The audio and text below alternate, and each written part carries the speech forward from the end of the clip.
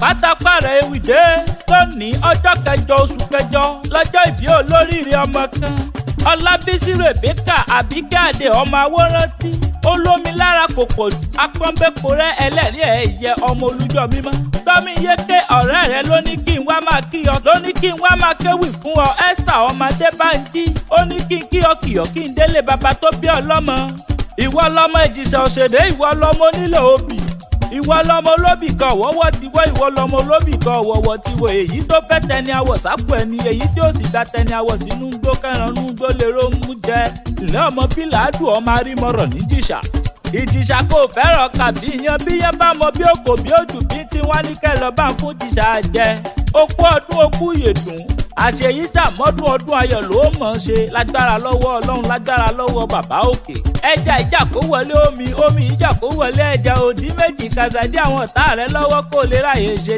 tiẹ̀ happy birthday to you and we all wish you long life and prosperity. bóyin bá ṣe tá gbẹ̀rẹ̀ ó dinú kókó ògì bá bẹ̀rẹ̀ bọ̀jọ̀ bá ṣe tán agbẹ̀rẹ̀ ó dinú sàárẹ̀ tó kọ́lé sí. àpáta ewì èmi ṣe tán o mò ń rebi tá a forí mi sọlẹ̀ sí lójúmọ́ tí mọ́dé dodo ilẹ̀ kílẹ̀.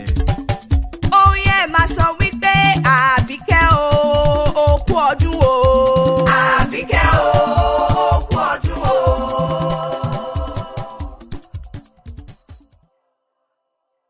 Hi guys, welcome to our YouTube channel, 2A Media House. And please don't forget to subscribe, like, comment, and share our videos. And don't forget to follow us on all other social media handles at APATA EWI. ROC. Love you all.